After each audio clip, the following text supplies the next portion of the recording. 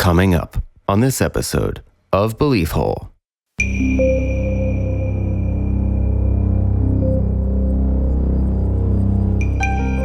What's weird about this phenomenon is with UFOs and stuff, there's weird things that can happen in the sky and, there's all sorts of phenomenon that could explain it. But when you see something like this, it's it's either crazy person, hoax, or this thing is real. Yeah, but even the hoax stuff, the way they move and how fast they are, it's like they're not human. And at some of these places where these things are seen are remote. The idea that there's someone out hoaxing that's out in the middle of the woods. That's ridiculous. I mean, at some point you got to say, that's more improbable. It's real. But there's the fear. Yeah. It's feeding off of this fear, right? It's not that they're eating people. If you got a good vending machine, that's giving you food, you're not going to attack the vending machine. You need it to keep giving you the food. Maybe we don't taste good. I taste good. Ugh, that sounds odd. I taste good. I taste like Diet Pepsi and Taco Bell. In Deerfield, Wisconsin, a horse was found dead with its throat torn out. The thing about the cougar is the only prints they found on the property were dog prints because the prints had claws, and cougars generally walk with their claws retracted.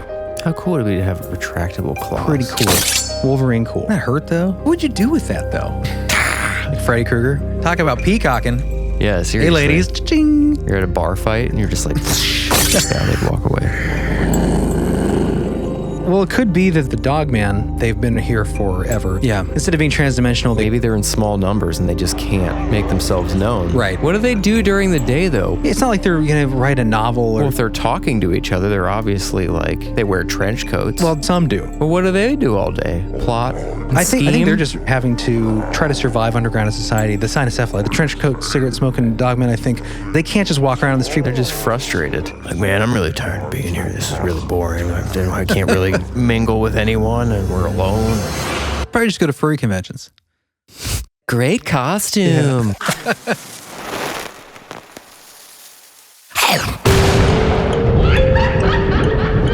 Conspiracy. Synchronicity. Sasquatch. Homunculus. Alien races. Satanism in Hollywood. MK Ultra. Tartaria. There's a whole... I've been watching this one guy... Close the door, Ed. Jeremy, close your door! What's the... Inner Earth Disagreements. Ghost Dad. I like that movie. Dogman. Bohemian Grove. Corey Feldman. Magicians are demons. Specters and spirits. Sleep paralysis. Strange disappearances. Sky whale phenomenon. Alternative history. Shadow people. Quiet, I'm trying to say words with the mouth. It's getting dicey out there. Poltergeists. That's cool. Anunnaki. What is the moon? Elf towers. I would never talk about it. That's old. Y2K. Cover-ups. Apocalyptic catastrophe. Vampire.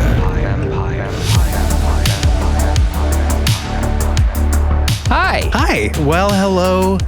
Hello. Well, hello. Happy Halloween. This will come out for Halloween, Yeah, right? this will be the Halloween episode. That's kind of weird. I thought we were going to do something a little more special for Halloween. This is Halloween. It's not special, but You mean like a Halloween extravaganza? Yeah. Oh, yeah. Well, we did that last year. I know. I forget what the theme was last year. Do you remember? Was it Halloween stories? Listener stories. Oh, we did that's listener right. stories. Oh, yeah. Yeah. We just did a listener stories episode. So I didn't want to No, I think it's fair. I just kind of snuck up on me. Totally took the punch out of it. I was going to get in this whole mood. So anyway, it's almost Halloween. This is definitely going to be a Halloweenish feel, but it's not like this is our Halloween episode, is what I meant. Or maybe it is. Maybe I just This didn't know is what's our going on. Halloween episode. I didn't know that. I was going to get into the Halloween season description and Oh, everything. sorry. I kind of totally, Damn it, John. I did take the wind out You of that. did. It's like a balloon pop. You did. Okay, so it is that time of year. Right, Yes, Chris? yes. My favorite time of year. There you go. When there's something in the wind that's strange. Yes. When the shadows in your neighborhood are a little darker. They actually technically get darker as we get closer to Christmas because it gets darker. Well, they get longer. Right. I meant supernaturally they get darker, in an evil Oh, kind yeah, of totally. mysterious way. You're Yeah. right. You know that time when you drive a little faster past the graveyard? That's not true. You don't do that? What? Yeah. I'm going to stop interrupting though. Because this is the time that the veil is lifting. It'd be funny to go to Chris, a shot of him and he accelerates past he's like, oh yeah, here we go past the Just graveyard a little again. more anxious passing the graveyard. This is that season where stuff can happen, where spooky stuff is more likely to occur. We talked about this last year. I mean, every Halloween we kind of talk about this. The veil lifting. Right. Closer to Samhain, Halloween, All Hallows Eve. It is that time of year. Yeah, for sure. Until spring again, it's just kind of a darker. Yeah, this is the transition period. This is why the Catholic Church moved All Saints' Day from like May, because they wanted to incorporate that pagan idea of Samhain. Huh. Which makes sense, because if you're going to celebrate the dead, you'd want to do it when everything's dying, you know? Mm-hmm. So it works better anyway. Okay, yeah, no. You know what I mean? Yeah. Yeah, it's that transition time. Yeah. If you this want to is be the- sad about it. Well, you're celebrating the transition. You know, I actually had an interesting thought I was going to mention about this.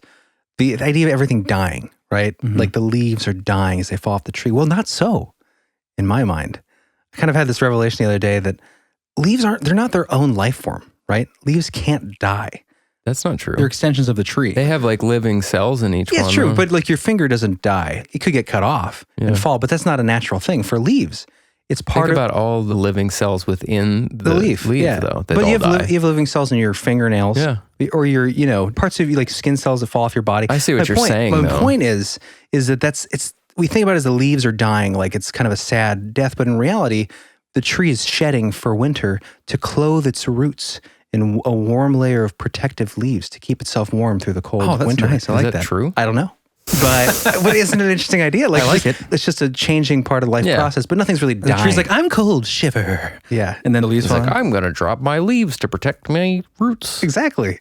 Yeah, I like it. Yeah, no, it's a different way of looking at it. Yeah. But anyways, that's neither here nor there. It is that time of year where the smell of dying leaves or changing leaves. Yeah, they're on their way out right now. Yeah, we're getting closer to the darkness of winter. Mm-hmm. More dark times. Yeah. More mysterious times. But speaking of that veil lifting and the season change, it makes one think of doorways, Yes. right? Mm-hmm. Like the idea of things coming through. And that's kind of what this episode's about. I mean, this is Return of Dogman. But there is a heavy undertone of a slipping into this reality from other realities. It's sort of an undertone of this episode, sort of an undertone of the Dogman phenomenon in general. So I'm going to kind of do a focus in on that, the connection between graveyards, boundary areas, and sightings of these crazy things. And if you guys haven't heard our Dogman episode from season 1, definitely check it out. Yeah, Dogman is a subject near and dear to, I think, all of our hearts. And Not me so much. mine a lot. Definitely you. Yeah, it's near and dear to my heart. And there's just such a cavalcade of encounters, A panoply? a panoply. I think cavalcade, isn't that a word for like many things? Yeah, it's like a lot. Yeah. Yeah, but there's a ton of reports of these kinds of sightings of this bipedal canine creature. And we, through history, of course, we have the werewolf, which we're going to be discussing today because I mean, who's interested in a werewolf? Like, Not me. Let's turn this off. It's about the same level as Bigfoot for me. right. It just seems Maybe a little bit more. seems so unbelievable, right? Right. So Dogman has always been fascinating because just seems more like it's less fantastic and more Right. believable Well, in that sense. It's funny because I listened back to a couple minutes of our episode we did before on this topic, and it's funny because even you were saying like Dogman is sort of the most unbelievable it sounds so ridiculous. Right. Because of the name. And I think it's been conditioned, especially lately, more people have heard about Dogman. Right, exactly, And yeah. it's kind of like the bridge between the werewolf. Like it's kind of made Yeah. its way a little bit more into like the mainstream. especially in the cryptid world, because I think you can put it in sort of a similar category to Bigfoot as far as like an unknown, some people that want to think more biologically, an unknown physical, biological animal, or some people think, well, maybe it's more of the Bigfoot that's, some more interdimensional, supernatural kind of thing. But either way, I think a lot of people have an easier time digesting that that's the sort of thing it is, something other dimensional than a human that morphs into a monster. Right. The Hollywood sort of thing, the werewolf. And it's funny too because Dogman. It's not the name is new, but it's not a new phenomena. This Right. idea of this like bipedal canine that's not a therianthrope, lycanthrope. It's not transitioning between man and wolf. It's its own thing. Like going back to 1944. Remember the Dwayyo we talked about in our expansion episode for members about the snallygaster. And his mortal enemy in Maryland, this area, was something called the Dwayyo, which is essentially a upright walking canid dogman. Right. But it was specific to that area in Maryland. Back in the 40s is when the first sighting happened in Frederick County. It was reported through the 60s and 70s, and then up into the 80s. Then we get into modern dogman time frame. Right. But the Dwayyo was a sort of a colonial American. It was brought over from Europe, right? Was it Germany? No, that actually was the Hexenwolf. And Oh, it was that's what I'm thinking of. Yeah, in Pennsylvania, Western Pennsylvania, I think. From the 1800s, the Pennsylvania Dutch settled in that area, and they started experiencing something that they called the Hexenwolf. And that's why you see those quilts on the sides of barns, the stars. That was such a good episode, that expansion episode. Yeah, we covered that. We'll put a link to that in the show notes. That was really interesting, but it covers the whole lore of that. But so the Dogman's been with us for a long time, even though we haven't had that term until what was it, the 80s with the Michigan Dogman, the legend, that song that they did on the radio. I guess the legend's been around longer. Point is, it's been here for a while. Yeah. But in history, of course, the more common kind of character that we see like this is the werewolf. And through my research of the Dogman, I just kept running into like good werewolf stories. Like, that's surprising. Compelling. Of course, I have some accounts from history of werewolves, tribes of wolfmen. And we think about, like we've talked about before, like the berserkers, the Nordic warriors, right? They would wear wolf pelts, and some believe they would shapeshift or take like the Navajo in the American Southwest. Well, the skinwalkers, same idea. There's all these pelt shifters. I think Pliny the Elder, someone talked about basically they could change pelts, but it meant their skins. They could transform. And this also goes back to Greek, Roman. I have coming up some Irish werewolf warriors. That's, I think, is pretty interesting, and it ties into the time of the year it is today. Halloween. You guys seen the movie Dog Soldiers? Why did you ask about that? Because Mr. Nathan told me about it the other day. Wow, another synchronicity. We tried to watch that last 2 nights, but Really? we've been researching, so we haven't had time. But I heard it's really good. Yeah, no, it's supposed to be like pretty creepy. Yeah. Like the good, like kind of not CGI stuff. Yeah. I think it's puppetry plus costume. Right. Oh, the best. Pretty creepy wolf. Dude, I saw the wolf. Yeah. Dude, it looks creepy. We'll put that in the show They're like notes super too. tall too. Yeah, just like in the descriptions of Dogman and werewolves, that's usually like 7 to 10 feet. It's actually free on YouTube, but it's like kind of low quality. Probably illegal. Oh, okay. I might actually like rent it. Anyways, like it takes place in the Scottish Highlands where there is this lore of the werewolf. And a lot of, it's funny because in the UK and Britain and Ireland especially, the lore's been around for a long time, but you don't know that because wolves have been basically removed from the area for generations.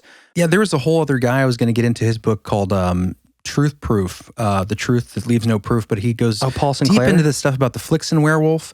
Really fascinating stuff, but there's so much lore for, the last 900 years. I might read just a quick quote from Paul Sinclair about this time period where there was this concern about these beasts that are sweeping across Europe that are basically eating people. Yeah, that's an interesting story because his kind of idea, which is what we're getting into this episode, is the window area.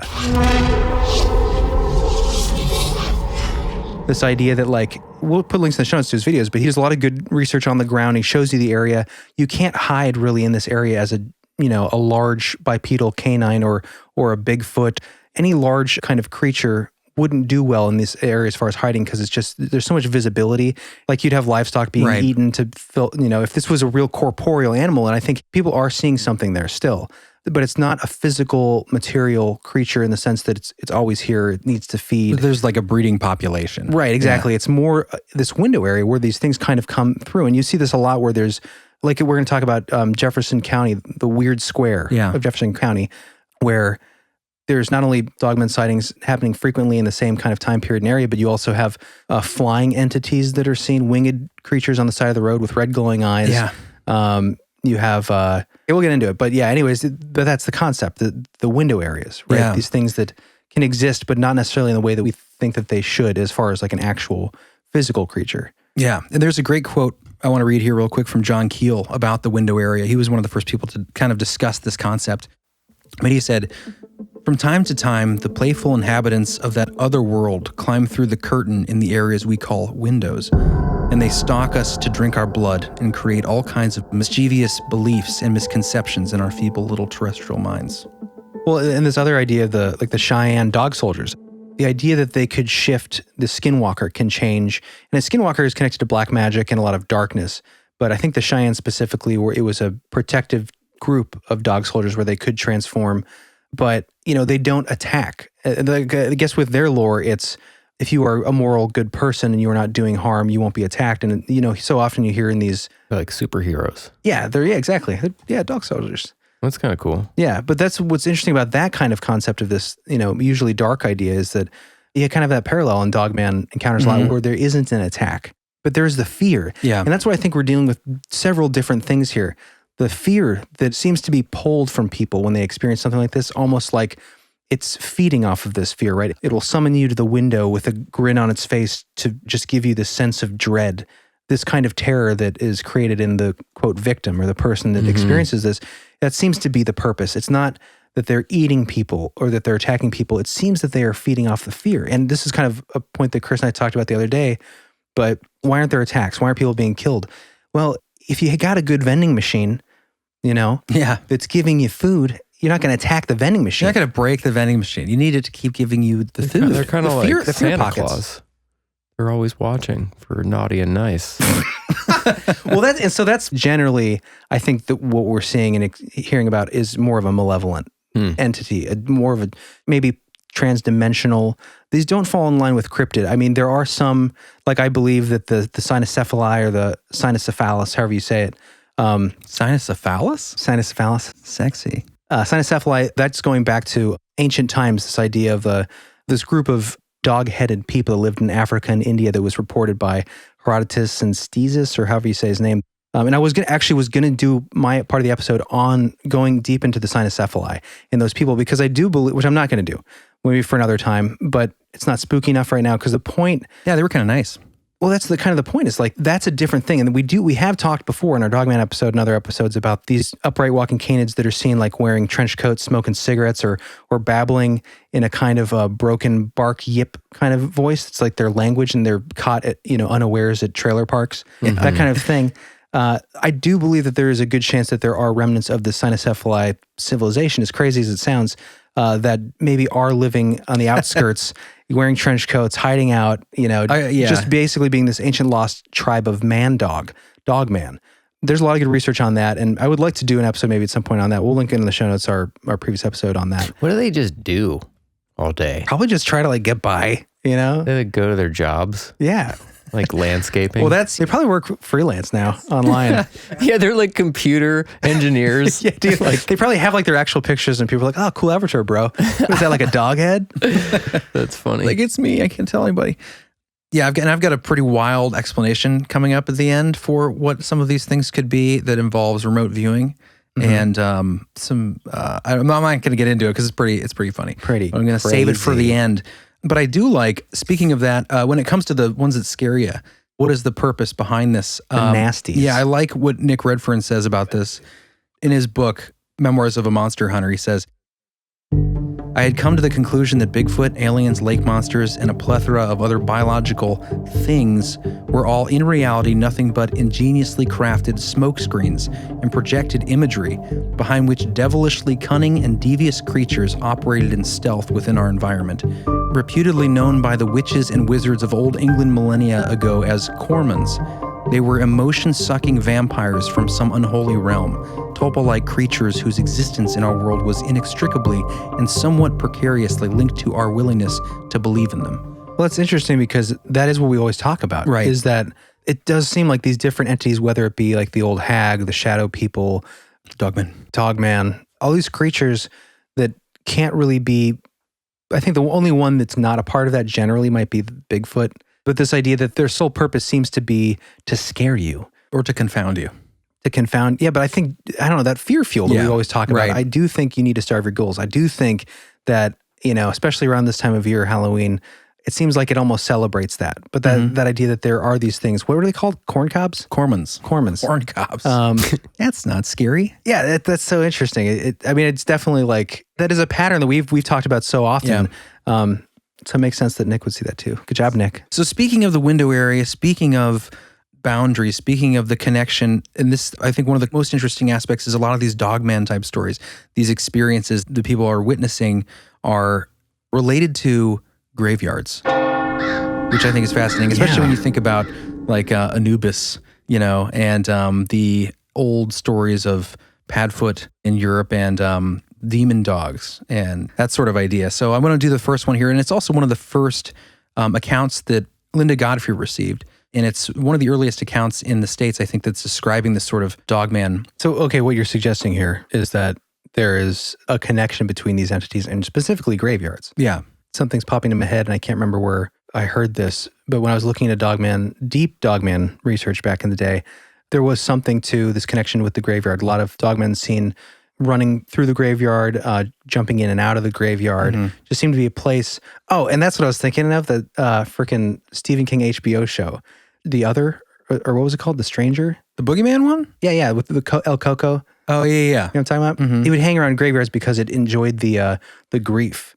Like it would, that was its fuel. You know what I mean? But it's kind of interesting. It's similar to that fear idea. I like being sad. Not his own grief. He's really feeling for him. His family's buried there. Oh, bother. All right, sorry, not to. No, I that's just want to okay. make that Well, I mean, connection more clear. If you look at that history, there's so much that comes to dogs and guardian spirits or collectors of lost souls or eaters of the dead. That's a lot of European folklore and things like that. So there's always this connection of graveyards and dogs. Anubis, the Egyptian god of death. But it's always that, is it something that's there to, is it a tormentor or is it something that's a guide, that kind of thing. So, but terrifying either way. And so let's get into it. So this first story, to set up the scene here, occurred in a place called Jefferson County, Wisconsin, a sort of window area. So in Jefferson County, Wisconsin, there's been a lot of crazy stuff, as Jeremy kind of mentioned earlier, and this is where our first story takes place in 1936. And Linda Godfrey sets it up here in her book, Real Werewolves, The True Encounters in Modern America. The Square of Weirdness includes the historic remains of an ancient indigenous walled city with pyramidal buildings now open to the public as Aztalan State Park. The site was an outpost of the mysterious Mississippian people around 1000 to 1300 AD and also contained ancient burial mounds, which is a very common thing when it comes to these sightings. Also in this area is Rock Lake, which local residents have long believed to harbor a water monster and whose bottom is dotted with controversial stone, quote, teepees. The lake's naturally dark and murky waters have made the legends hard to prove or disprove, and a country lane just a few miles down Highway 18 from St. Coletta, which is where our story will take place, called Paradise Road, is considered by local teens to be haunted. In 2005, a young woman and her boyfriend reported seeing a huge humanoid winged creature standing on the shoulder of that road as they drove past. She described the red-eyed thing as demonic. So this is where our first story takes place, and it's a doozy. This account comes from Linda's book here, and this is, I think, pretty excellent. Linda Godfrey, preeminent researcher of the Wolfman Dogman phenomena. Yes. And her whole thing started with Bray Road, but I didn't want to get super into that because a lot of people know that story. We might do an episode on that down the way. We're going to talk about Bray Road. Oh, are we? That's the clip I have, the news clip. Oh, okay. Because I've never heard, our friends at Small Time Monsters did a great documentary on the Beast of Bray Road, and we'll link that in the show notes. But I just happened to come across, when I was looking at Dogman stories on werewolves, I came across an actual news clip from Inside Edition, where I heard some firsthand accounts around that time of people that saw it. So I thought that was really interesting. So it's a short clip we'll play later. But yeah, let's get into her first story here. Cool. Okay, so this story comes from a devout Catholic security guard from St. Coletta, which was a school for developmentally disabled children. And he kept the story secret for 6 decades. It originally happened in 1936, and it would go on to terrify him for years later. Mark Shackleman is the guard. The night watchman's main duty was to make quiet surveillance of the 174-acre grounds embellished with gardens, orchards, and religious statuary. The school's acreage had been groomed for sacred purposes by others long before it belonged to St. Coletta. The land was dotted with ancient Native American burial mounds and also lay on 5 or 6 miles southeast of the site that is now Aztalan State Park, famous for its mysterious flat-topped earthen pyramids.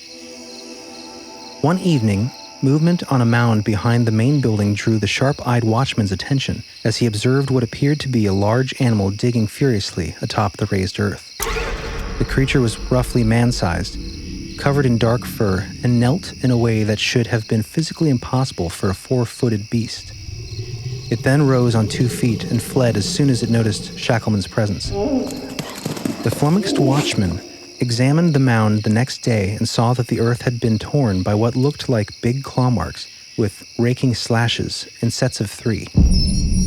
That night, he made sure to arm himself with a big club-like flashlight before making his rounds. Sure enough, the creature was there again, digging in the mound near midnight. This time, however, it rose up on its hind legs and faced Shackleman. It stood about 6 feet tall, eyeball to eyeball, with the 6'1" Shackleman, and it reeked of rotten meat. Shackleman bravely shined his light at the creature so that he could get a good long look at it. Although it was covered in fur, Shackleman could make out powerful arms that ended in hands, with thumbs and pinky fingers that were much smaller than the middle digits, explaining the triple slashes in the dirt. It had a muscular torso and a canid head with a muzzle and pointed ears. Perhaps most surprisingly of all, the creature made a growling vocalization that Shackleman later described as a neo-human voice, and that sounded to him like 3 syllables. Ga-dar-rah. Creepy. The creature continued to make fearless eye contact with Shackleman, who felt he was in imminent and mortal danger. His instincts told him to pray, and as Shackleman stood there, beseeching God for deliverance, the creature turned and walked into the night, still upright. Shackleman said that the creature's disgusting odor lingered long after the animal had disappeared, and that it was not any ordinary creature. Although he worked at St. Coletta for several more years, he never saw the beast again. That's a creepy story. Yeah. It sounds very Egyptian to me, that 3-syllable thing that John imitated there. Ga-dar-rah? ga-dar-rah. It does. What does neo-human mean? Means like early human, I believe, or Good question. or super Other, cool human. other than human? Keanu Reeves human, perhaps? Yeah, well, the Ra sounds Egyptian. Let's see, neo-pagan would be what? Like, New human. Okay, so neo-humans, known commonly as neos for short, are a genetically advanced branch of humanity defined by many scientific communities as, quote, deviant subspecies A new human. of human, each naturally born with superhuman powers. What? ooh. Some are recognized by their peculiar eye colors, thought to be linked to their racial radical. This comes from valverse.fandom.com. Okay, that's some sort of comic book thing. Yeah. Neo-human, I think she just means in that respect, or he meant not human, other than human. human-like. Human-like, Right. yeah. transcendental. Or some variation of human. Right. Yeah, we Like, get it. you know, we it's like, get it. It'd be like a branch off of human, maybe early human. yeah, or post. I don't know. Some subset or variation of their said. Yes, exactly. non-human, but humanish humanoid. Right. Anyway, human but not human. Very unsettling. Yeah. Either way, that story of this dark thing up on the mound, this burial mound. Yeah, I mean, it seems like too, since he seems to be like one of those salt of the earth type people. Yeah, exactly. You He know? told his son, and that's who related the story. Oh, really? Yeah. So she continues on. For many years, the only person Mark had ever told about his encounter was his wife, Flora, who asked him to never speak of it again to anyone, which would make sense, especially in 1936. You want to tell people that you saw a giant wolf man. Smart move, Flora. In 1958, Mark Shackleman developed an esophageal hernia that ruptured and required surgery, believing his death was imminent. And since his wife had passed away several years earlier, he told his son Joe that he wanted to get a big secret off his chest. He then told Joe the story of his nightmarish St. Coletta encounter. Joe protected his father's secret for several more decades, keeping the story mostly to himself, telling only a few family members in all that time, and Joe absolutely believed his father was truthful. Mark Shackleman, after all, was a devout Catholic and a former heavyweight boxer. He was not the type given to telling tall tales. Joe could not have guessed that his father's experience would prove a bellwether event that decades later could be seen as the start of a long cavalcade. Hey, your word, your cavalcade. Yeah. Of unknown canine appearances, not just across Wisconsin, but far beyond. The St. Coletta biped's attitude and behavior foreshadowed the way most of the creatures would act in the great mass of sightings to follow. Mark Shackleman was the first of many witnesses to use the word sneer to describe the beast's expression and condescending mien. He told his son, quote, "That damn thing came straight out of hell." Yeah, maybe it's like a demon of some sort. Yeah, that comes out a lot. Yeah. Well, there's so many connections to religious That makes sites. sense. So that's definitely an argument that's made. Religious sites, these graveyards, churches. Well, the sneer that they just mentioned here, like that, yeah, it's the first time that it's been recorded that that's that kind of appearance you get. And we've talked about Dogman stories like this before, but so frequently it seems as though it's smiling and enjoying the fright. Your pain, yeah. Exactly.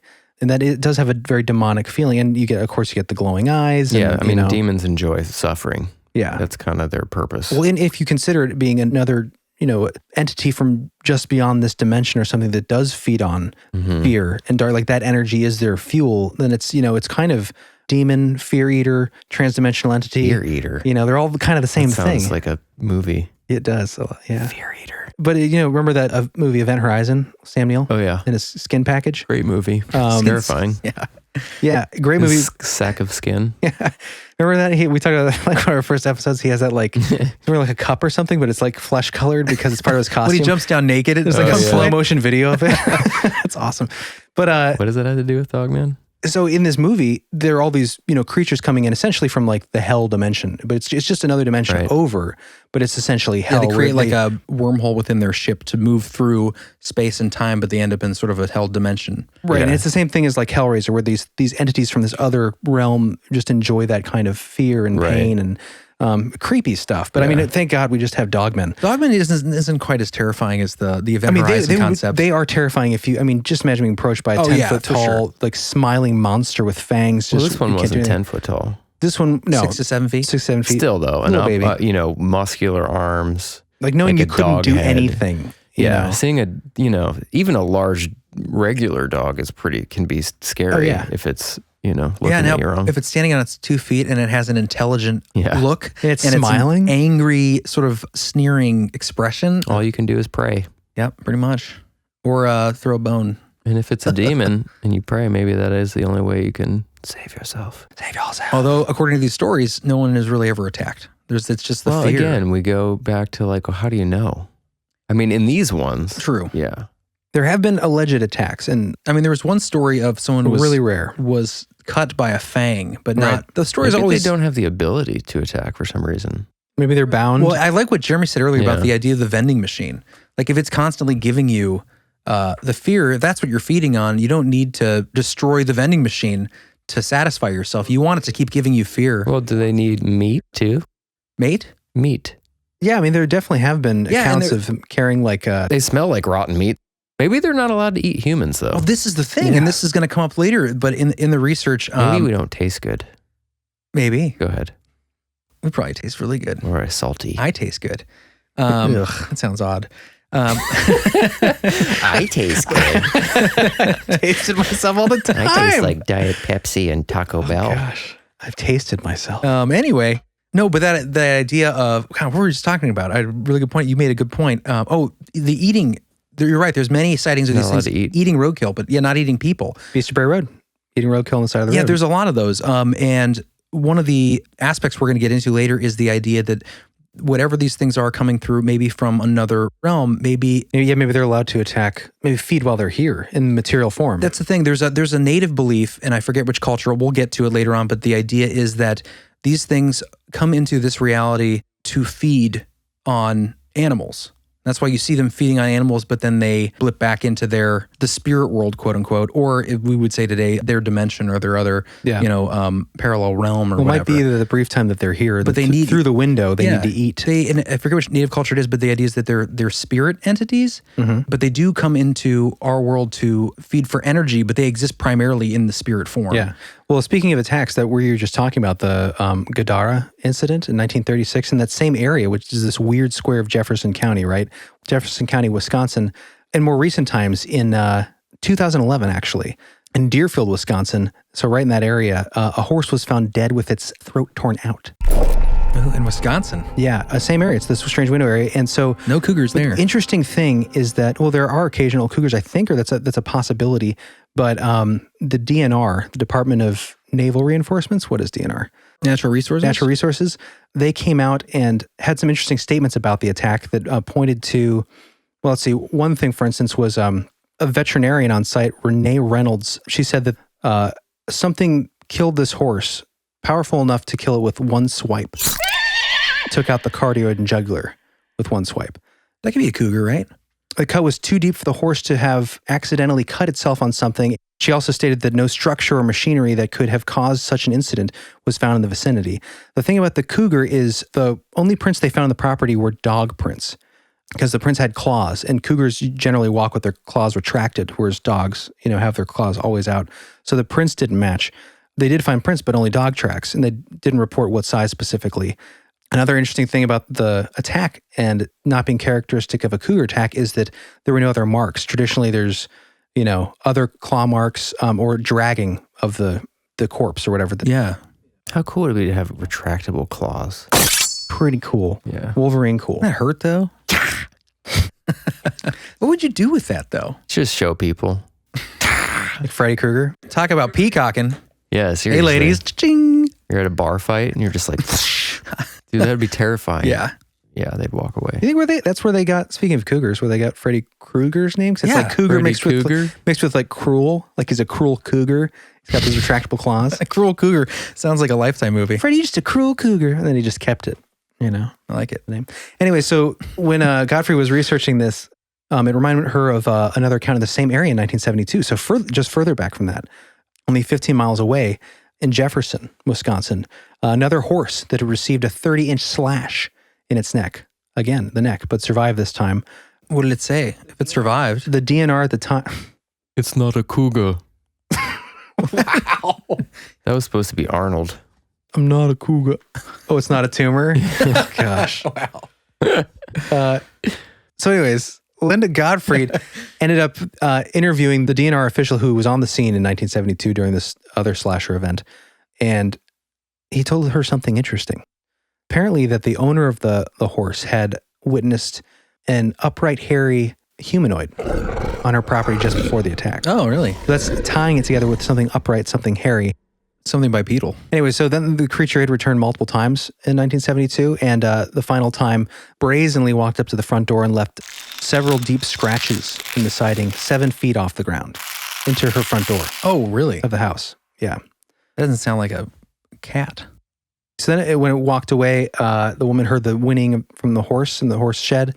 The creature then crossed the farmyard and trampled her vegetable garden, Jerk. where it left foot-long tracks. Oh, wow. 12 inches. When the woman finally dared run outside to check on her horse, she found it had a deep 30-inch gash on its neck.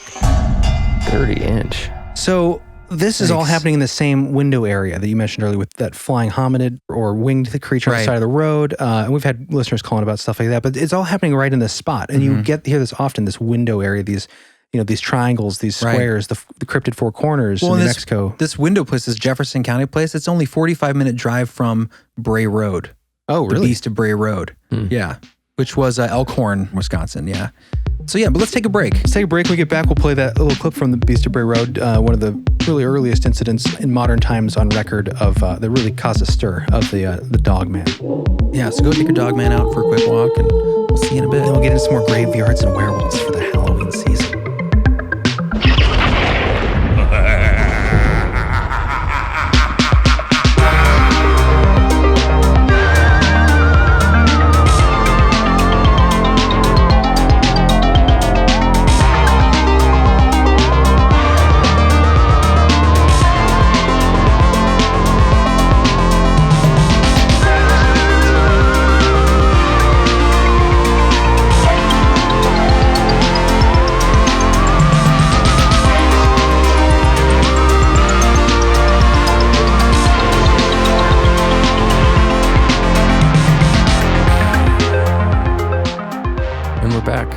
Welcome back. Did you miss us? I missed us.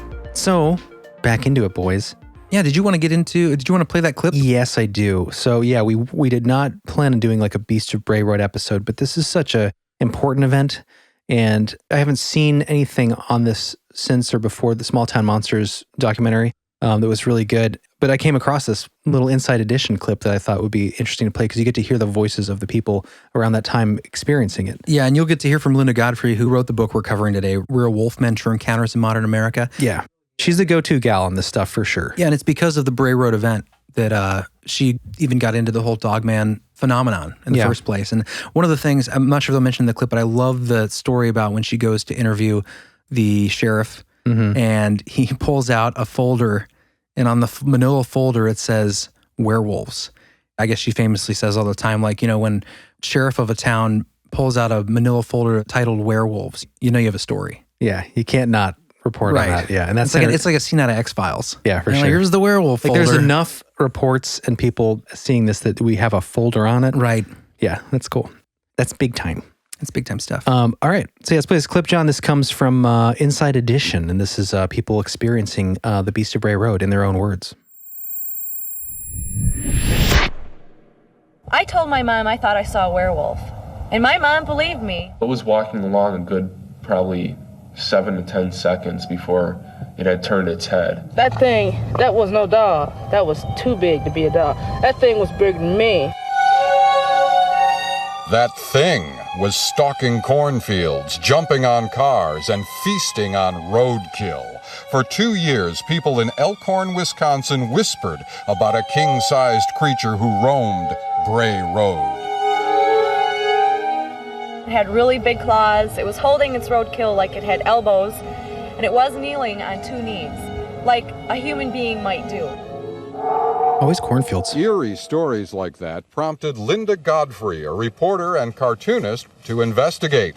It was all just too bizarre not to be for real. When you live in a small town and you say you've seen something that looks like a dog man or a wolf man, you know, you're going to get some ridicule, and they did. So they had no reason to say this. Despite the ridicule, beast believers came forward in Godfrey's Beast of Bray Road article, like Doris Gibson, who'd seen it on Halloween night 1991. Halloween night.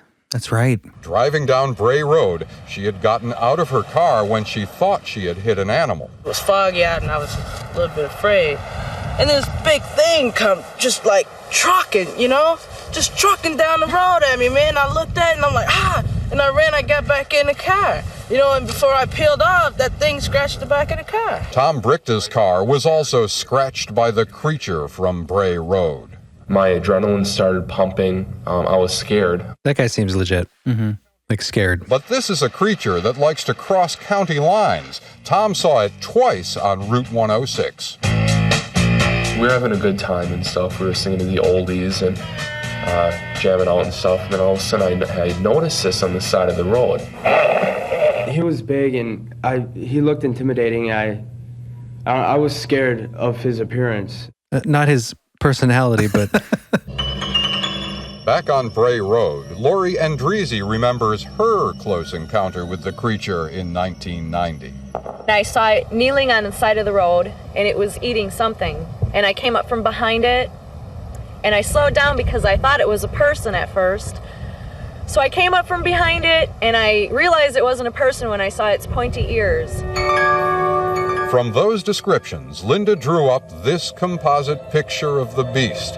All agreed it was very big, with pointy ears and broad-chested with a shaggy coat streaked with silver, gray, or black. It had brought its right hand up, stopped, looked over by the car, real nonchalant, and made eye contact with both Scott and I, and gave like this sneer.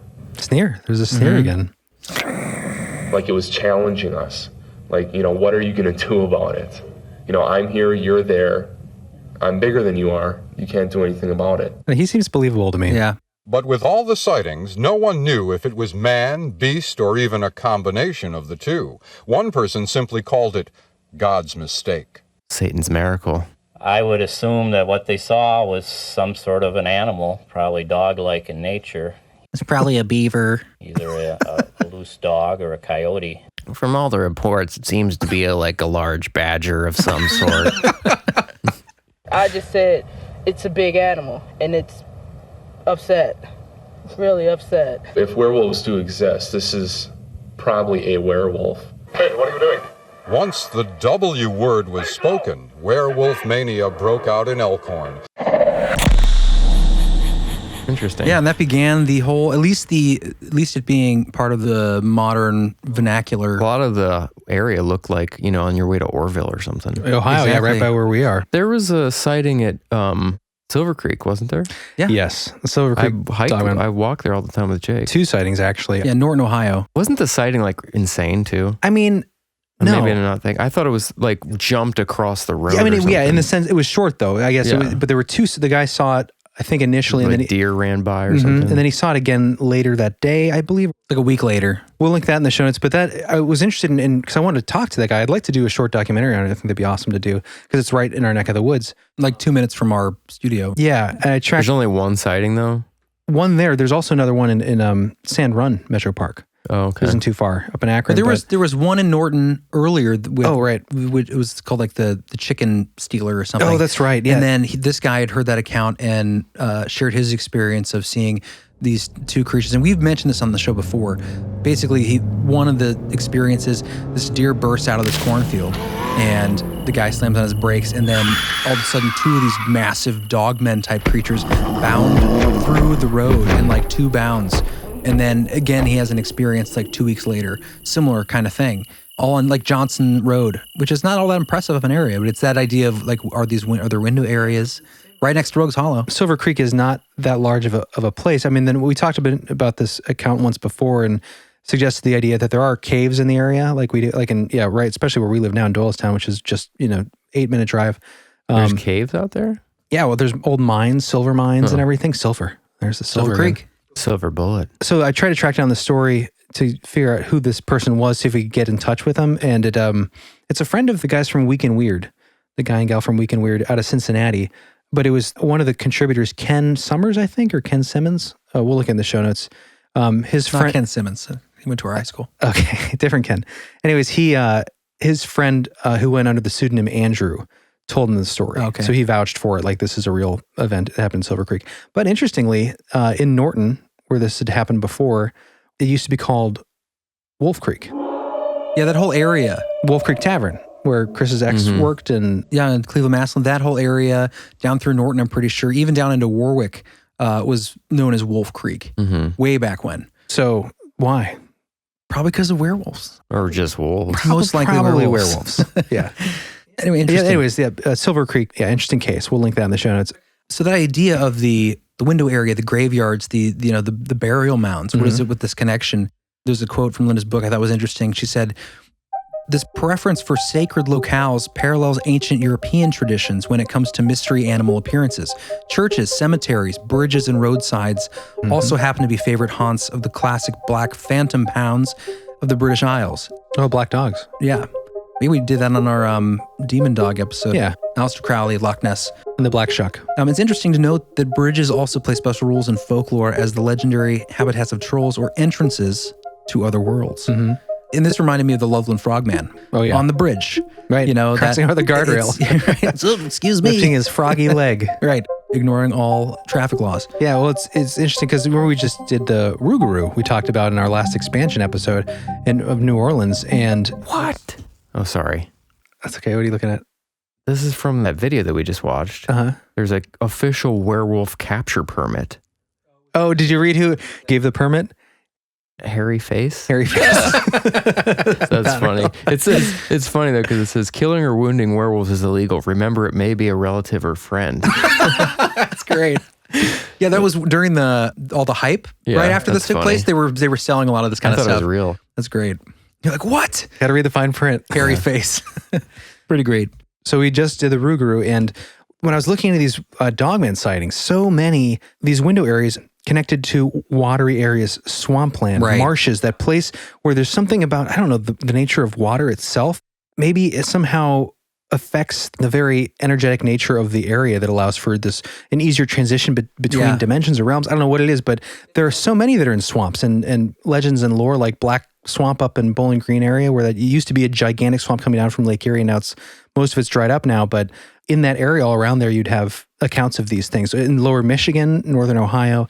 But yeah, always the swamps, lakesides, riversides. Well, it's funny because there are water spirits that are native lore.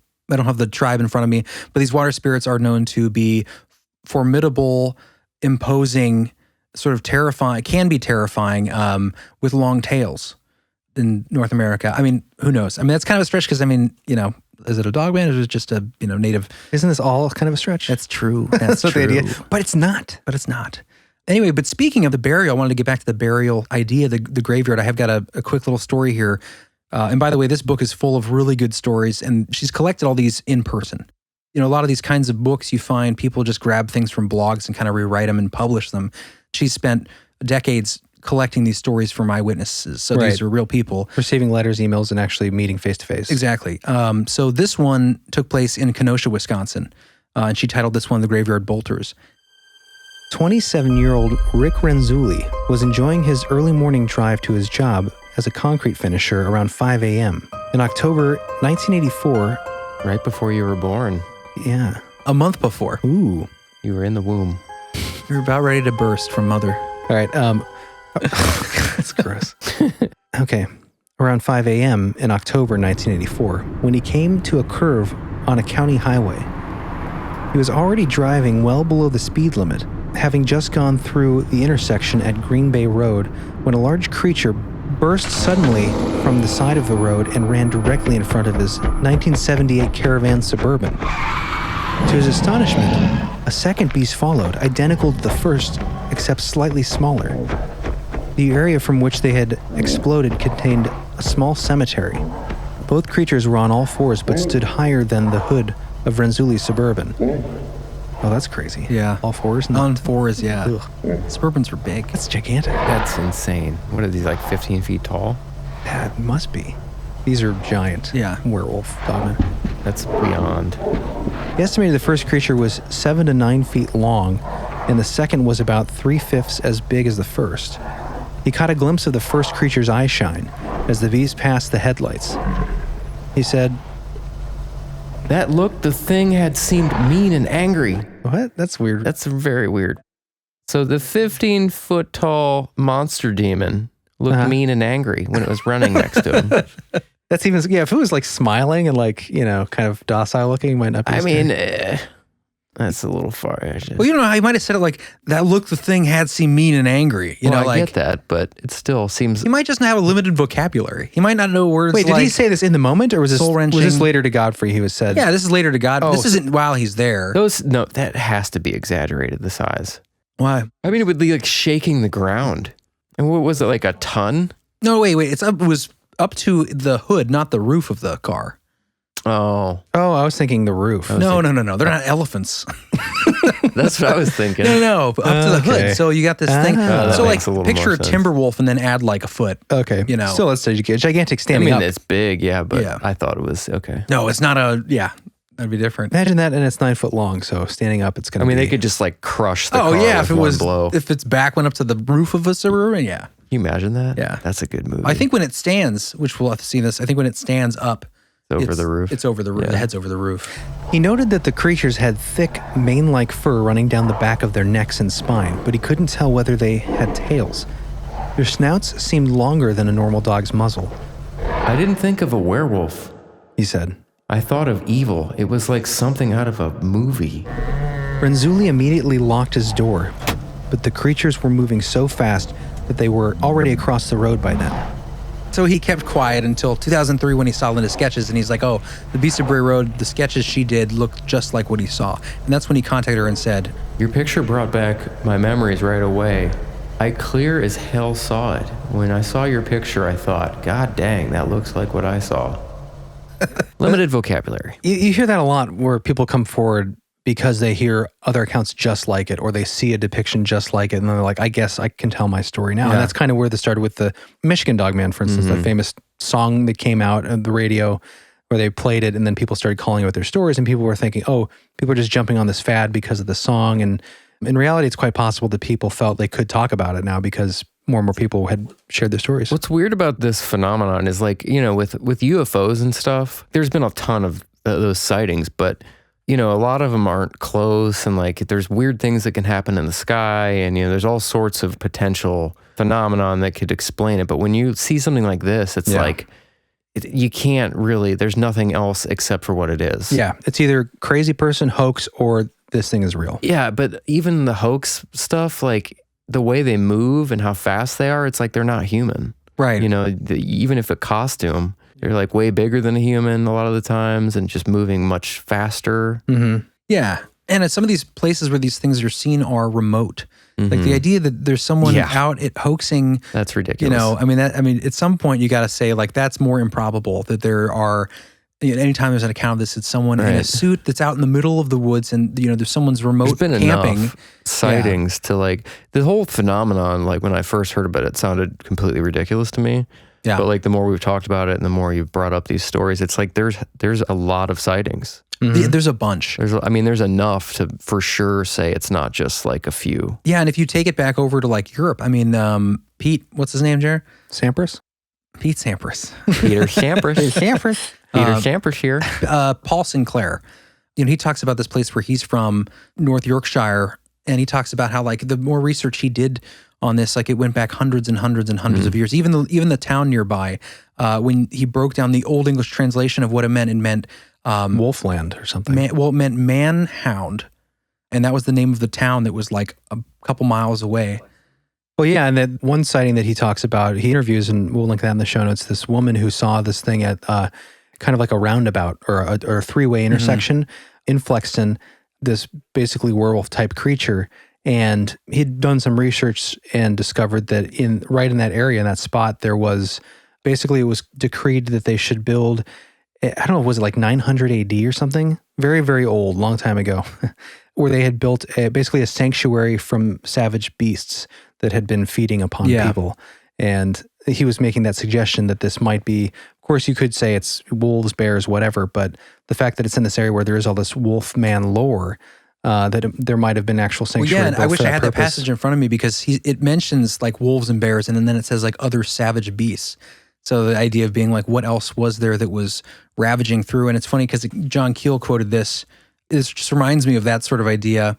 And he got this from the book of Douche Sagan. I'm not sure I pronounced that. Douche Sagan. Can't be how you say it. It's DEUTCHE.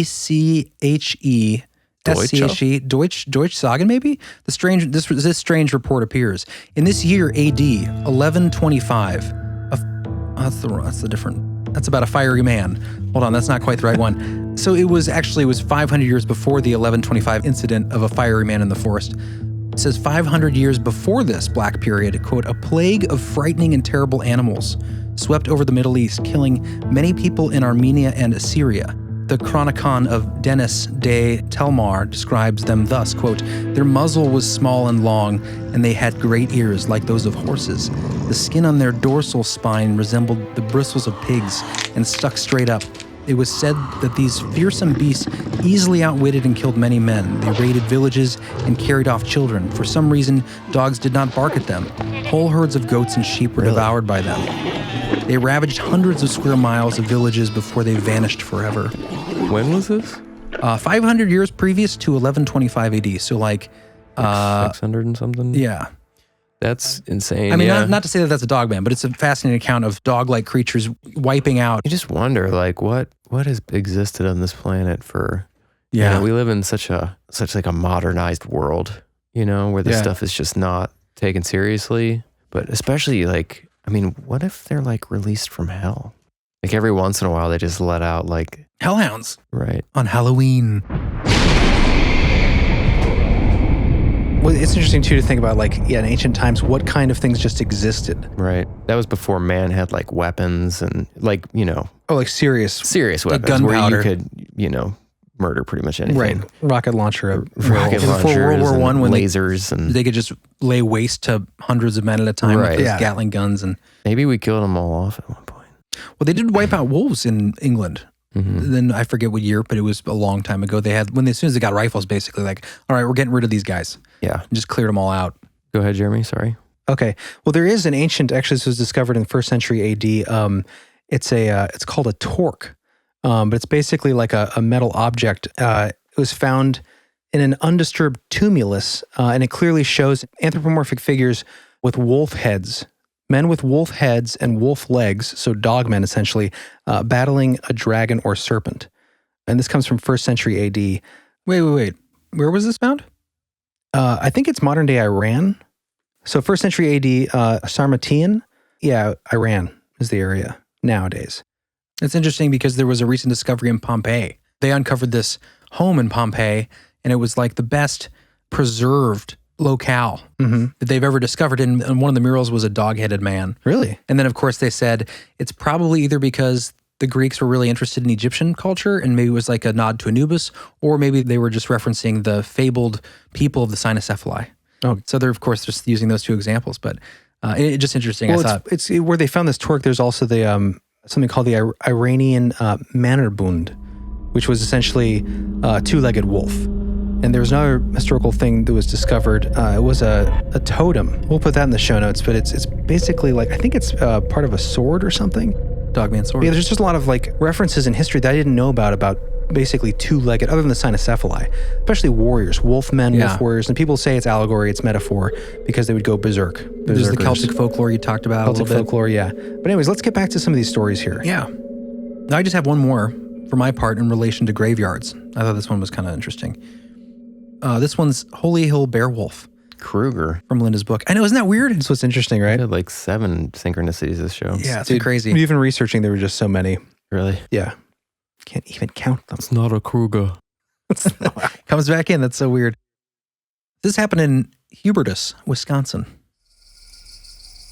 Stephen Kruger, a 39-year-old contractor and outdoorsman, worked for the DNR, removing deer carcasses from the densely wooded area near Hubertus and West Bend in Washington County. Around 1:30 a.m. on November 9th, Kruger spotted a small deer carcass that wasn't on his official cleanup list for the evening. It lay on the highway shoulder just across the road from a Roman Catholic shrine and landmark known as Holy Hill. There it is. An imposing structure with twin towers that illuminate the surrounding dark hills and valleys from dusk to dawn. The deer was so recently killed that it was still flexible, and the 6-foot-tall Kruger had no problem hoisting it into his truck bed, which was already full of carcasses. He climbed back into the truck cab to fill out the necessary paperwork, but had barely started when he felt the truck rock. Kawump! The jarring motion startled Kruger since the night was calm and still. He took a quick glance around the area lit by the cab and truck bed lights, but didn't see anything. He went back to his work. The truck immediately rocked again, harder this time. Kruger looked in the driver's side rearview mirror and was shocked to see a creature so tall that its entire torso was visible over the truck bed. He estimated its height at 6 feet to 7 feet tall. It was standing on its hind legs and reaching for the fresh deer carcass with one extended paw. Its head looked exactly like that of a long-muzzled wolf, said Kruger, but the neck and chest area seemed to be thicker and reminded him of a bear. When he realized that the beast was something that he couldn't identify, fear took over, and he stomped on the gas pedal, not stopping until he came into an intersection a few miles away. He sat there for a few minutes, trying to make sense of what he had seen, and deciding what to do, Kruger decided he needed to retrieve the ramp he heard fall out of his truck during the commotion. So he gathered his courage, turned around, and headed back to the scene. Although not 10 minutes had passed since the sighting, the creature carcass and ramp had all vanished. Now, this next part's interesting because it gets into the idea of you telling people that you saw this thing and people trying to take that idea and shove it into a category that they're more familiar with. Right. Kruger felt duty-bound to report the incident, but the deputy who took his statement at the Washington County Sheriff's Department characterized the creature Kruger saw as a Yeti, even though Kruger never said it resembled anything like a Bigfoot. When area news media saw the sheriff's log the next day, they seized on the word Yeti, and headlines in all the local newspapers and TV shows mistakenly trumpeted a Sasquatch sighting near Holy Hill. National publicity ensued. Self-proclaimed Bigfoot hunter and radio host Tom Biscardi was one of the first nationally known figures on the scene. Although Kruger was emphatic that what he saw was not Bigfoot, Monster Quest and Sean Hannity's America both contacted Kruger and featured his sighting, and he continues to be interviewed by various media. His claims were strengthened by large, unidentifiable tracks found by West Bend tracker Mike Lane the next day in a nearby marsh, and by reports from several others who had seen upright, wolf-like creatures in the area within the previous 10 years. I thought that was interesting. I've heard that story before. How come that one was taken so seriously? Oh, because they called it a Bigfoot, and people are willing to accept the idea of Bigfoot. People, see, I would say probably pretty commonly there's Bigfoot sightings, right? It might be because the sheriff was involved. It was in his logbook, and there was a bit of authenticity because of that. Yeah, someone who worked for the Department of Natural Resources reported to their overhead guy, and somehow someone heard it. Still seems kind of weird that they got that much attention without any evidence as far as Yeah, who knows why think about Bray Road. I guess because there were multiple people reporting it. But Linda, she said in her book, she talks about how if it had been a different news outfit, they might not have reported it because she was new on the scene and was, kind of piqued her curiosity.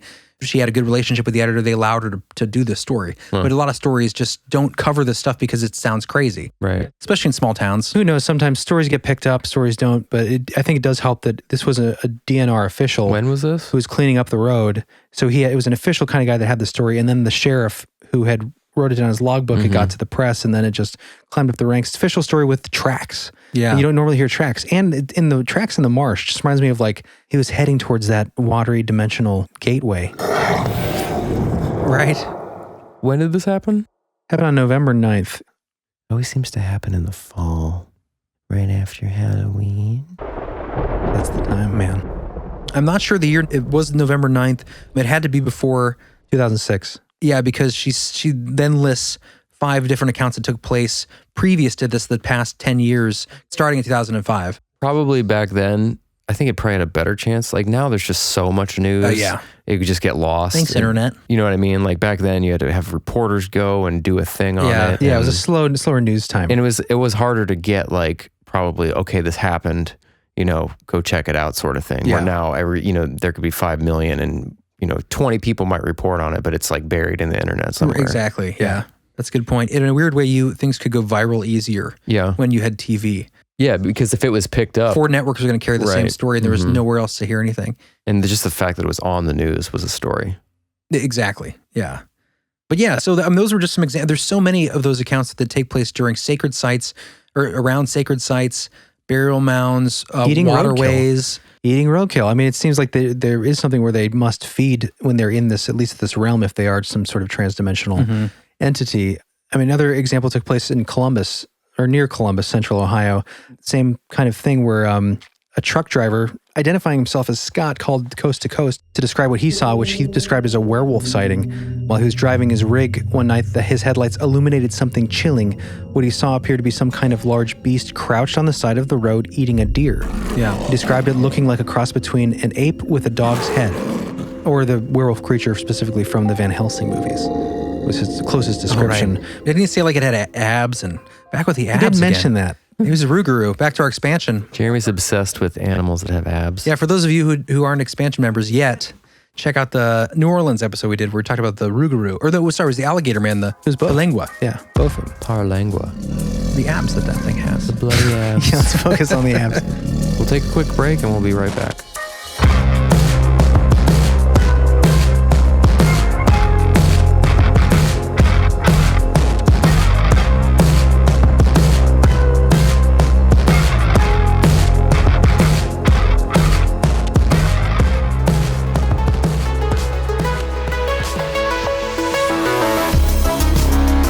Hey everybody, we have a spine-tingling expansion preview coming up for you. Head over to beliefhole.com and sign up for the extra content if you're interested.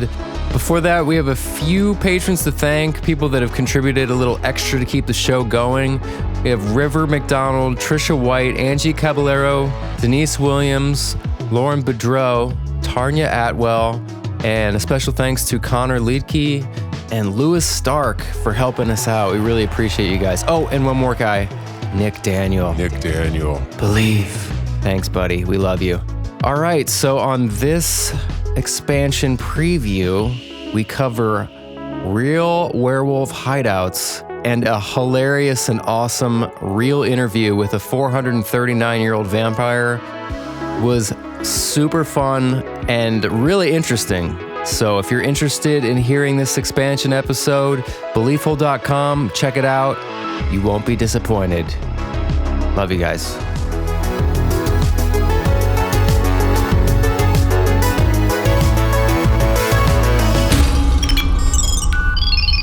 Access granted. Thank you. Because, it's spooky alone at night in the woods. So that's how it kind of ends, this first encounter, and Keith doesn't really buy into it. But it all comes home for Keith. It's his turn to experience this thing. So one early, snowy November morn, Keith decides, we need some donuts. So he gets in his truck, as you do. This one does. Delicious. And he heads out And on his way out of the property, he notices in his rearview mirror 2 glowing eyes staring at him. He immediately slams on the brakes, gets out of the car. The thing's gone, but there's tracks. The curious thing about the tracks is that not only are they 14 inches long, That's a big foot. and not only do the ends of each toe have what look like a claw mark, No. Razor sharp nails. but the tracks start on the roof. What? At this point, Keith is ready to listen to Diane. I'd be going to get my gun is what I would be doing. Well, this is what he does. So he calls his friend Dennis to come over. Or do that, or call your friend Dennis. And well, they get loaded up, hunting rifles or something. They're going to track down whatever this thing is because they can follow the tracks. So in the dark of the night, or the early morn, I should say, they head towards the woods where the tracks lead. And as the tracks continue, they find themselves at an old isolated cabin. Oh, I remember this story. In the woods. Oh, creepy. And there's no one there. The door's locked. This would be creepy as hell. Yeah. So they walked there? Yeah. I think it was a building or cabin shed thing or whatever, pretty close to their property. They didn't know was there. Right. And they found, by following these tracks, they find this thing The hidden in tracks the forest. lead to this cabin? To the door of the cabin. And no one seems to be home.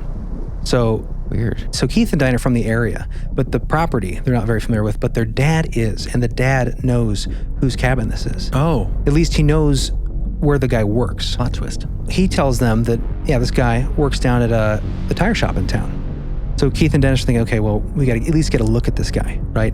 So they concoct this little plan. They take a tire and under the pretenses of it needs repaired, they bring it into the tire shop. They meet the manager at the desk. The manager calls for George to help. George turns out to be the name Of course. this man. It's always a George. And they knew it was him because as George goes to grab the tire, he looks at Keith and Dennis and they lock eyes. And it's at this point that Keith notices that his eyes, he describes them as an intense gold color. And he describes it as they felt like they were almost hypnotized, mesmerized by this guy.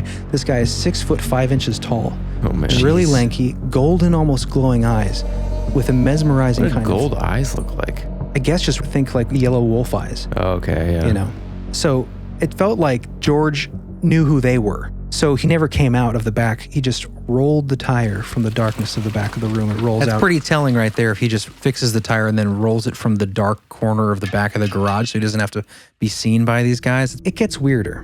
What is really strange is that a few months later, they find out that George has died. And at this point, Keith's friend Dennis gets the idea, we're going to get a look at that cabin.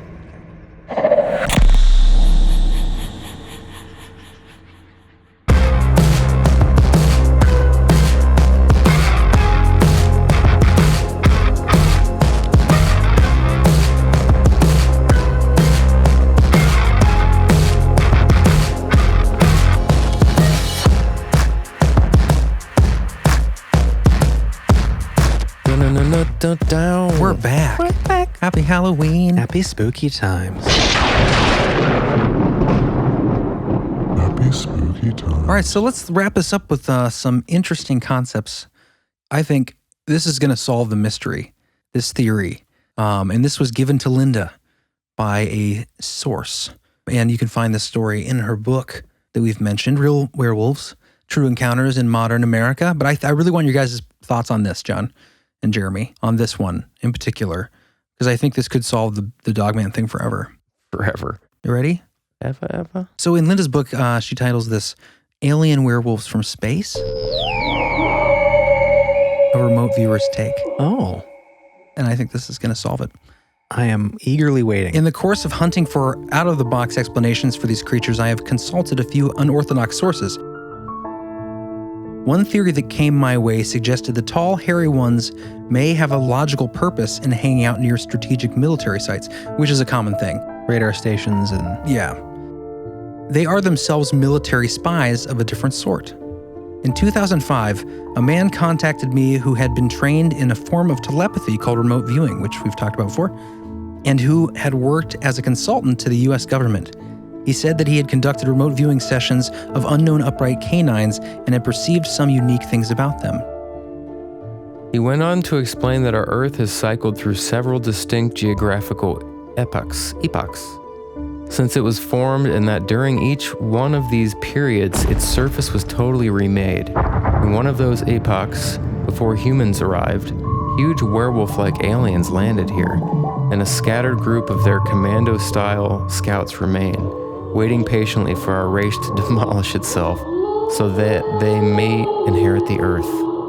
The man said that when he viewed the appearance of these alien canids, his first thought was that they resembled Anubis, a description I've heard from an active service member at a base.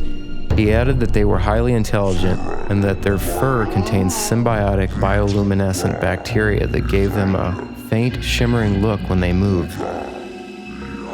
It is true that many witnesses have described the upright canids' fur as silver-tipped or streaked with white.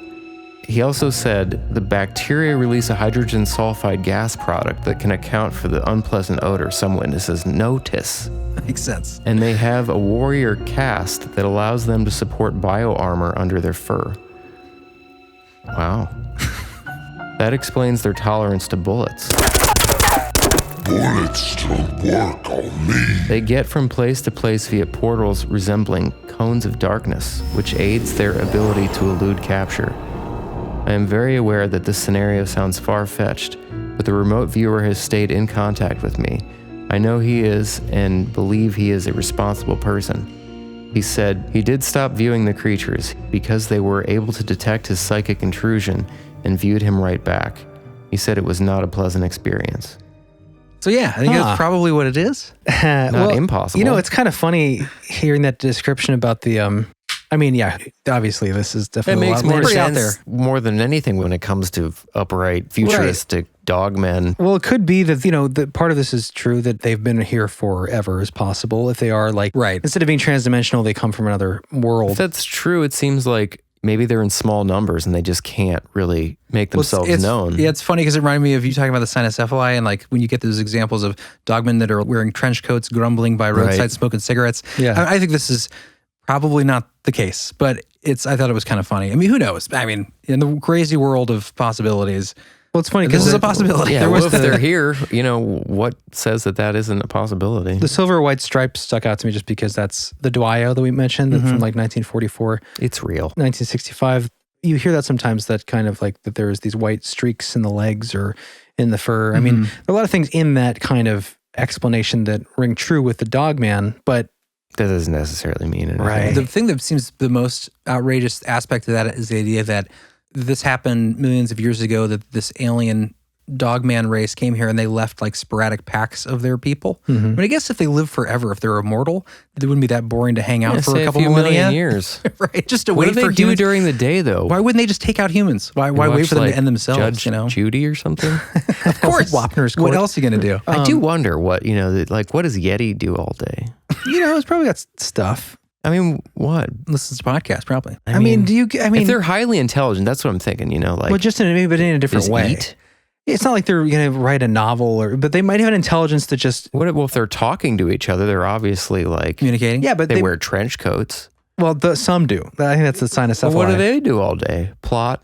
No, I think they're a lower caste of. I think they're just relegated to having to try to survive underground in society. The cynocephaly, the trench coat, cigarette smoking dogmen, I think they're in a shitty place because they can't just walk around on the street, but they don't have superpowers. They're not attacking people with glowing red eyes. They're just like frustrated. Yeah, they're trying to stay like low key, you know, like Ninja Turtles without the superpowers. Man, I'm really tired of being here. This is really boring. I can't really mingle with anyone, and we're alone. They should probably just go to furry conventions. There you go. Like, great costume. I guess the one other thing I was going to mention about this weird explanation you brought up about the werewolves from space is there are actually a lot of, like with Bigfoot accounts, there are a lot of times lights seen in the sky or even a craft shortly before or after the Dogman sighting or the Wolfman entity sighting. So there could be some connection there. Well, this goes back to what we talked about earlier. What, Nick Redfern mentioned and what John Keel's talked about, or Charles Fort, the idea that all these things can be a sort of smoke screen for just some darker forces that want to feed on fear. You know, whether it's a wolfman attack or a giant Mothman type creature or a dragon in the 1100s. Like, are they just different versions of the same sort of fear-inducing spirit? Demons. Well, we did not get to some things that I wanted to talk about here, but I'm going to mention now because we'll do them in the expansion and a little bit of real werewolf history, a little bit of like actual historical. We talked about a little bit of them, but there's more like the Wolves of Osiri or Osiri, and the Irish werewolf legends and where that comes from, the warriors there and the god that they worshipped and how that connects to Halloween exactly. And I didn't get to that, but it'll be in the expansion. I'm sorry, guys. The other thing I was going to talk about, I wanted to recount that story. I think probably the best modern werewolf story that took place in London, Ohio. Oh, the cabin. The cabin. And the chains. The cabin and the chains that were found. And since we don't have time to read it here, I'm going to link in the show notes where you guys can find the episode. I think it was initially reported on Paranormal Witness. It's a good show. TV show. So I'm going to link one of the few good paranormal shows out there. So if you guys aren't expansion members and you can't sign up right now for expansion, I'll put a link in the show notes where you can at least find that episode. I think they have to pay for that though. That's so better to pay for our show. They might have like a sci-fi subscription or something. That's true. But I'll link it anyway. But that'll be in the expansion. I think we're also going to get into some real Halloween-y stuff in the expansion. Some real... We should keep it Halloween-ish, so do like a sort of monster mashup. I've got a really good tale about a 439-year-old vampire named Elizabeth, who gives an interview to an author looking for stories from real vampires in 1979. So we'll get into that. Real vampires and werewolves in the expansion. Real accounts. Maybe some other Halloweenish type stuff. We're going to keep it in the spirit of the season. So make sure to check that out, guys. Maybe even some vampires in their own words. Maybe we'll get a little bit of that.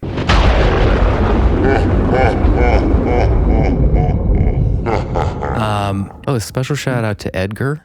Oh, yeah, Edgar and Alex. She wrote in and said it would be a surprise if we said, hey, so surprise. Hey, we're going to get 100 emails saying, hey, can you surprise my boyfriend? Yeah, don't do that. But this one was special. So it was the first one to ask us for like a special shout out. Never happened before. They're into this stuff and they seem like cool folks. So, hey guys, special shout out. Thank your girlfriend, Alexander. Thanks for being a patron.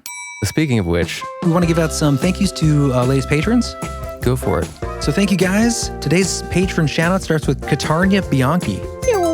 Cole Stone. Mm-hmm. Dennis. What? Chris. Boom. JP. Yep, good name. Cody Mullins. Nice. Yeah. Stephanie Whitney. Wonderful. Jade.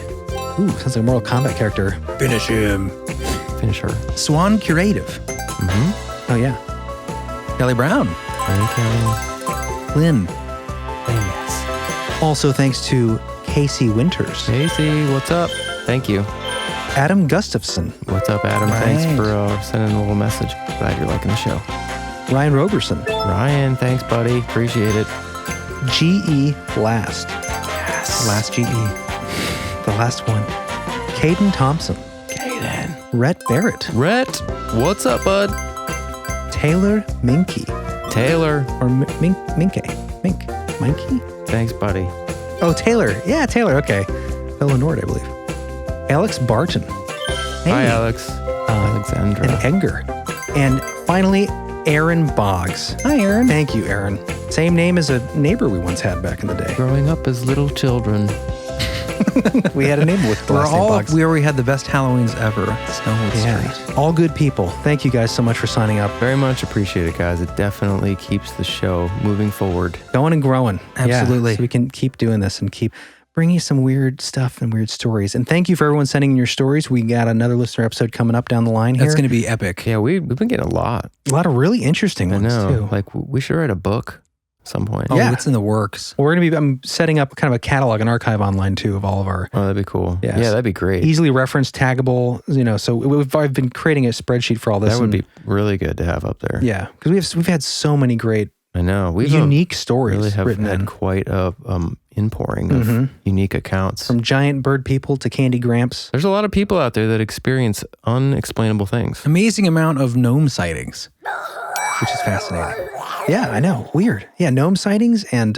Speaking of this, by the way, speaking of this archive we're building, if anybody out there, you're listening, you've sent in a story before, and if you're interested, we'd love to get more details as far as like name, place, time period. If you're open to a full name, if not, that's cool too. But if you want to come back and give us a little more info, we'd like to make it searchable for other researchers to find accounts to, connect some dots. Flesh stuff out. Not sure if you guys responded to the person that sent in the short experience about the confetti falling from the ceiling. I did. Oh, you did? I wondered if you guys had ever heard anything like that. Well, I wrote back, it reminded me, I mean, there is I forget what it's called. Ghost. I don't know if it's, yeah. I don't know if it's object manifestation phenomenon or instant manifestation. Like the There's idea of disappearing object phenomenon. Before you go further, Yeah. what was it? Yeah, I was just going to save it for listener stories, but we only got a little bit of kind of his experience. So I followed up for more information. I don't know if he's emailed back yet as of the recording of this episode, but yeah, I wanted to know more because essentially he was sitting in his kitchen one day, if I recall correctly, and looked up at the ceiling and noticed what looked like falling silver confetti. Mm-hmm. And just the weirdest thing, I just thought he was, hallucinating. Yeah, or just, I don't know what he thought exactly, but he didn't bring it up to his wife or his girlfriend. Mm-hmm. And then didn't say anything because he didn't, want to sound crazy and didn't whatever. But just was like a very weird thing. And then same thing happened to his partner. Yeah, she sat in the same place in the kitchen like a week later or sometime later, looked up at the ceiling and said, "How weird! It looks like I'm seeing silver confetti falling." Yeah, just a weird. I don't know if it's a hallucinatory experience or some kind of. It made me check your gas lines. What's a very specific thing? For them to both weird. experience Yeah, that. it definitely seems like something. Yeah, I would like to look into that. There is stuff called like there's gold dust. It's called glory dust or something. It's where in churches and spiritual places there can be gold or silver, a dust that manifests. Really? It's supposed to be a spiritual kind of manifestation. interesting. But there's also like in poltergeist phenomena, you hear about the coins falling, manifesting out of nowhere and thin air. So there is an interesting kind of experience, this phenomena of instant manifestation that I'd like to look into. But so anyways, maybe we'll get more information from him. Okay. We could talk about in a listener story. And we've had a guy ask us about imaginary friends, if we would know something, because he apparently has some stories. So I'd we're like to waiting hear on those, those. yeah. Just got some great stories coming in. So stay tuned, We try to listeners. answer everything. I think we do a pretty good job, but I mean, occasionally we might miss someone here or there. So if we miss you and you don't hear back from us, you can try again. Yeah. Yeah, also check your junk mail. Yeah. I think sometimes our messages might be entering junk mail folders, as Jeremy got one from me today. I happened to send from brothers@beliefful.com and it ended up in his junk mail. So if you ever wrote to us and you didn't hear back, either check your junk folder or write to us again. And we're doing it all ourselves right now. We don't have anybody helping us. So if it takes some time, sorry guys, it's a lot of work, but we do it because we love you and we love the whole and we love all this weird, crazy stuff that exists within and without our world. Within said hole. Within said hole. Well, happy Halloween, guys. Yes. Make sure you stay safe on those Make sure streets. you take the time to enjoy your candy. Mm-hmm. As much as you want to give healthy treats to your neighbor kids, it's just not worth it. They're not going to like you. They're just going to give resent them your house. Just give Twix it's one day of the year. Just give them a Twix. Yeah. They'll survive it. It's important. Yeah, I'm sure there's a ton of our listeners that are like, I just want to give them apples. Hey, you never know. Yeah, do enjoy Halloween. It's going to be full moon, which I guess is rare on Halloween, and it's a blue moon, which is doubly rare for Halloween. So who knows what might occur when the veil lifts. Right before the election, too. Crazy. Yeah. It's going to be an intense Double night. scary time. I know. The scary place the world is in. But Yes. we're glad you're here with us in the hole. Enjoy it with us. Yes. Enjoy the cavalcade of strangeness. Panoply. Nice to see you as always And we'll see you next time. on The Belief Hole. Do you know what the most frightening thing in the world is? It's fear. I guess everyone's entitled to one good scare. Green sky at morning. Neighbor take warning. Green sky at night. Neighbor take flight. Whatever you do, don't fall asleep. Be afraid. Be very afraid. Beware the moonlights. What's your favorite scary movie? As soon as that car leaves in the morning, I'm going over the fence, and I'm not coming back till I find a dead body. Nobody knocks off an old man in my neighborhood and gets away with it.